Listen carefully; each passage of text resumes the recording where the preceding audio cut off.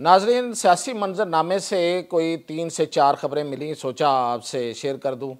तो इसमें जो वजारतें जो एक्सटेंशन हुई है काबीना में, नई वजारतें दी गई हैं, नए लोग शामिल किए गए हैं, वो क्यों हुई हैं? क्या ज़रूरत पड़ गई थी काबीना में तोसी की? और काबीना में क्या चल रहा है इस वक्त?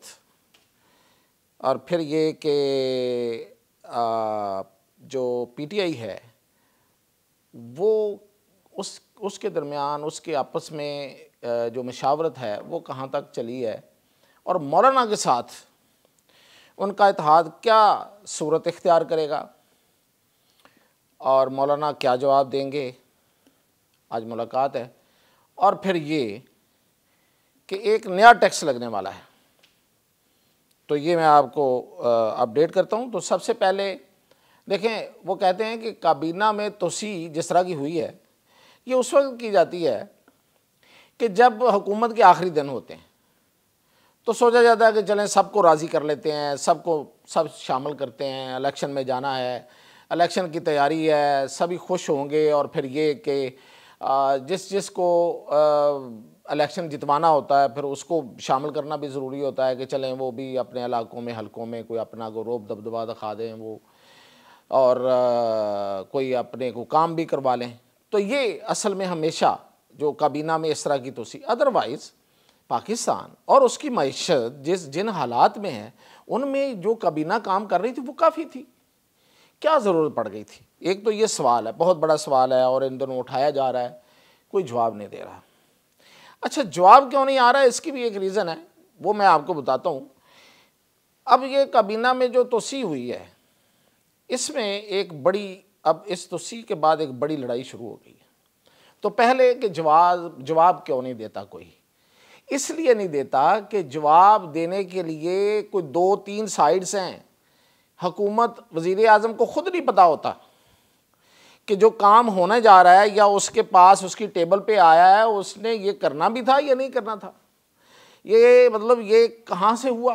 फिर उन्हें बताया जाता है कि ये उधर से आया है, तो वो साइन कर देते हैं। तो ये तो फिर जवाब कौन दे? मतलब उन्हें तो नहीं पता था कि कुछ वज़ीर जो हैं वो उनके नाम आ गए थे कि इनको शामिल कर लें, इनको रख लें, ये अपने बंदे हैं, ये अपने साथ तावन करते रहे हैं, बड़ी देर से बैठे हुए हैं, इन्हें आप अकोमोडेट करें। 4 से 5-6 नाम हैं, मतलब बहुत से लोग जानते हैं, हारून अख्तर ख़ान है, रज़ा हयात हराज हैं, मतलब ये खालिद मक्सी हैं, और मुस्तफ़ा कमाल और कुछ लोग 6-7 उनके थे।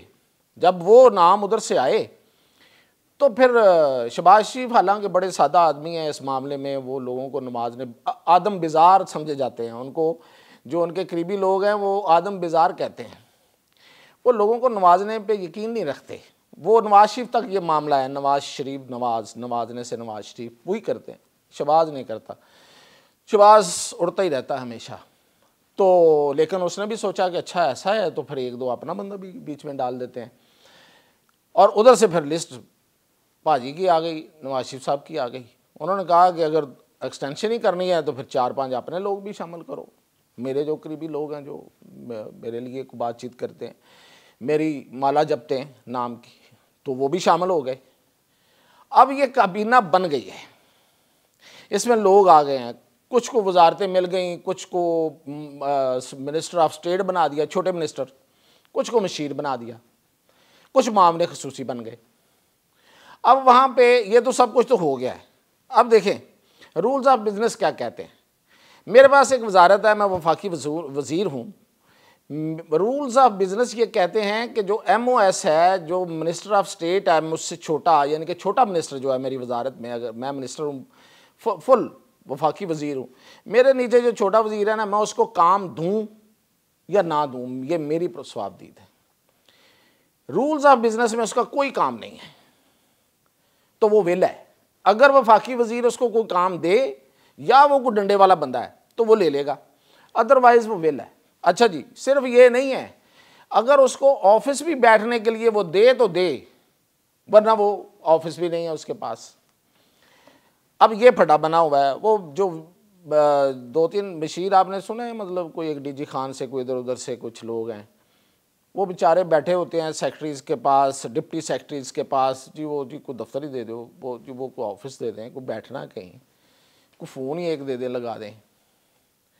ये वहाँ पे इस वक्त मतलब अनाउंसमेंट हो गई है, लेकिन ना किसी के पास, बॉसों के पास जगह है बैठने के लिए, ना करने के लिए काम है।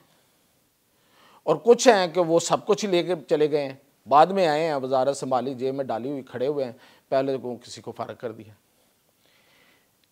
काबीना में एक इस वक्त एक बड़ी वो आपस में एक अभी शुरू होगी, वैसे अभी शुरू हुई है, अभी तो ये लड़ाइयाँ शुरू होनी है। जो MOS बने हैं छोटे मिनिस्टर, वो बड़े मिनिस्टरों को कहेंगे कि जनाब सानू भी काम दो, असी भी मतलब हम भी आए हैं, हमें भी कोई काम दें, हमने भी कोई काम करना है, को टो टप्पा बनाना है, लोगों को बताना हम वजीर होते हैं, किसी के काम करवाने हैं तो कैसे करवाएंगे। तो वो जो बैठा हुआ है वो कैसे देगा उनको, कोई अपने हाथ से कोई चीज़ देता है, छोड़ता है कोई।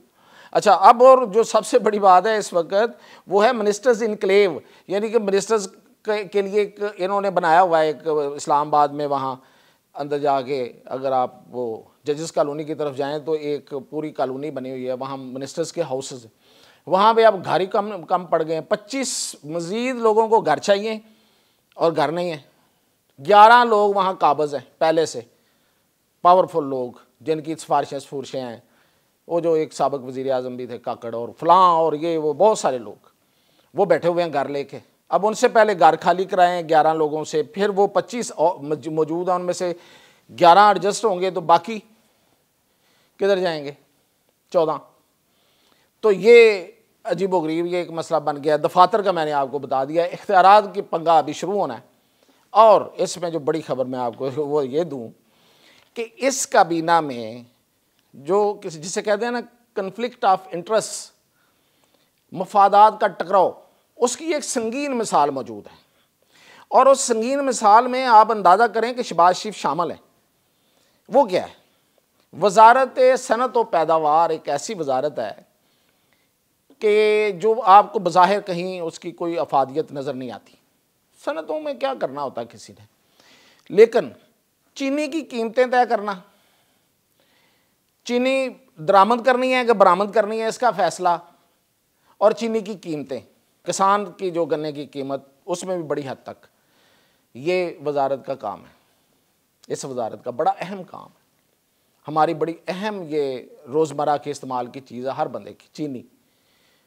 अब उसका फ़ैसले के लिए जो 2 बंदे हैं इस वक्त, उन दोनों की शुगर मिलें अपनी और पूरी फैमिली की। ये वजारत इस वक्त खाली होके राना तनवीर के पास थी, राना तनवीर हुसैन के पास, अब ये खाली होके वज़ीर आज़म के पास चली गई है। वज़ीर आज़म की पूरे ख़ानदान की, उनकी अपनी भी शुगर मिलें, रमज़ान शुगर मिल, फ़लाँ मिल, और हारून अख्तर ख़ान उसके वज़ीर ममलकत हैं, पूरे ख़ानदान की मिले हैं, उसके भाई की मिले हैं, उसकी अपनी मिले हैं, शुगर मिले। तो कन्फ्लिक्ट ऑफ इंटरेस्ट ये है कि अब ये दोनों हजरात जिनकी अपनी शुगर मिले हैं ये तय करेंगे कि जो चीनी है ये एक्सपोर्ट कर दें, वाफर हो गई है, एक्सपोर्ट कर दें, नहीं जी अब ज़रूरत पड़ गई है इंपोर्ट कर लें। ये हुआ है, अभी हुआ है, अभी आप सुन रहे होंगे। हुआ क्या कि आज से को 1.5-2 महीने पहले काबीना को बताया गया कि जी चीनी एक्सपोर्ट करनी पड़ेगी, इसलिए कि जो चीनी के कारखाने हैं वो किसानों को पैसे नहीं दे पा रहे, तो अगर आप एक्सपोर्ट नहीं करेंगे, उनको पैसे नहीं मिलेंगे, तो किसानों को पैसे नहीं मिलेंगे। तो वज़ीर आज़म ने उंगली हिलाते हुए कहा कि देखें, ये मैं इसलिए करूँगा कि अगर चीनी की कीमतें जो हैं वो बरकरार रहेंगी तो मैं इजाज़त देता हूँ। अच्छा, उन्होंने कहा जी बरकरार रहेंगी, उन्होंने इजाज़त दे दी। अब आप देखें कितनी है कीमत, 170 से ऊपर जा रही है।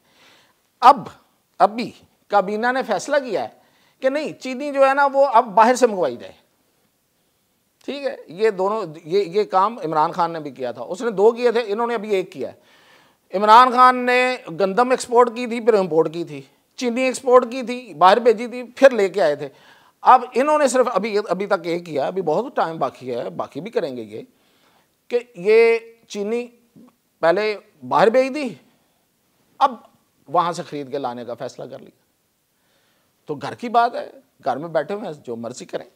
अच्छा जी, और वज़ीरों के दरमियान भी कोई चाहता था कम्युनिकेशन मिले, खालिद मक्सी साहब, उनको साइंस एंड टेक्नोलॉजी मिल गई, वो भी नाराज़ बैठे हुए हैं।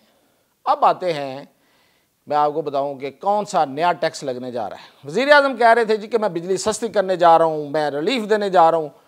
IMF ने बाजू को मरोड़ा दिया और पीछे लगाया है वज़ीर आज़म के, और उन्होंने कहा है कि 6 साल तक आप एक नया सरचार्ज लगाएंगे, नया टैक्स लगाएंगे, ₹2.86 हर बिल के ऊपर ये टैक्स लगेगा।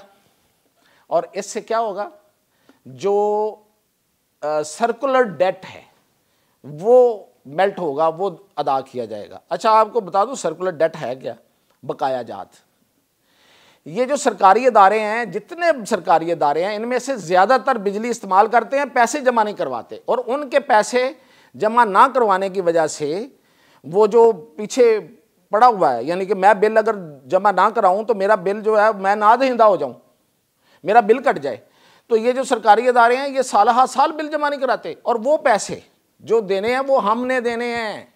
जो सरकारी इदारों ने नहीं दिए, जो खा गए, जो करप्शन में खा गए या जैसे भी खा गए, वो पैसे अब हमने देने हैं, वो टैक्स हम पे लगना है 6 साल तक।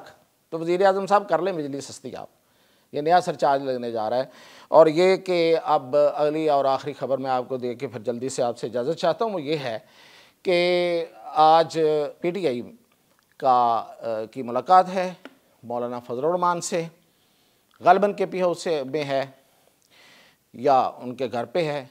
तो अब ये उनसे बात करेंगे और उनको ये कहेंगे कि आप हमारे साथ हैं। मौलाना ने क्या फ़ैसला किया मैं पहले बता देता हूँ। मौलाना ने फ़ैसला किया है कि वो इशू टू इशू अपोजिशन का साथ देंगे, लेकिन इमरान खान की रिहाई के लिए वो किसी प्रोटेस्ट में, किसी कैंपेन में का हिस्सा नहीं बनेंगे। अब ये हुआ है कि रात को, पिछली रात जो गुजरी है, इसमें एक बड़ी लंबी मीटिंग कॉल की गई, और वो मीटिंग लंबे अरसे तक जारी भी रही। लेकिन हुआ क्या, वो थोड़ा बड़ा दिलचस्प है, जल्दी से बता दूँ। 7 बजे इफ्तार डिनर के साथ मीटिंग शुरू हुई KP हाउस इस्लामाबाद में। बैरिस्टर गौहर उसको प्रिजाइड कर रहे थे। पंजाब से सिर्फ आलिया हमजा गई, कोई लीडर शरीक नहीं हुआ, डरते मरते। अली अमीन गंडापुर थे, उधर से शिबली फराज थे, और शेख वकास दूसरा बंदा था पंजाब से। अब ये मीटिंग चलती रही, और इस दौरान सलमान अकरम राजा उठ के चले गए। कुछ 4 घंटे बाद वापस आए, जी मैं एक लॉयर्स के एक इजलास में चला गया हूँ। जुनैद अकबर, जिन पे सबसे बड़ी बेट कर रहे हैं इस वक्त इमरान खान, वो भी उठ के चले गए। हज़ारा डिवीज़न की एक मीटिंग कर रहे थे। 2 बजे तक मीटिंग चली, उसमें ये 2 रहनुमा 1 से 2 घंटे रहे हैं, बाकी ये इन्होंने टाइम बाहर पास किया है। तो कोई फ़ैसला नहीं हो सका। इमरान खान की रिहाई के हवाले से इसमें 2 एजेंडे थे, एक ये कि इमरान खान की रिहाई की हिकमत अमली तय करना, और दूसरा अपोजिशन ग्रैंड अलायंस। कुछ तय नहीं हुआ और ये उठ के आ गए। आज ये मैंने जैसे कहा कि उनसे मिल रहे हैं मौलाना से, और वो उनको जिस तरह का जवाब दे रहे हैं वो भी बता दिया। जो मज़ीद अपडेट होगा वो आपको बताता रहूँगा। इजाज़त दीजिए।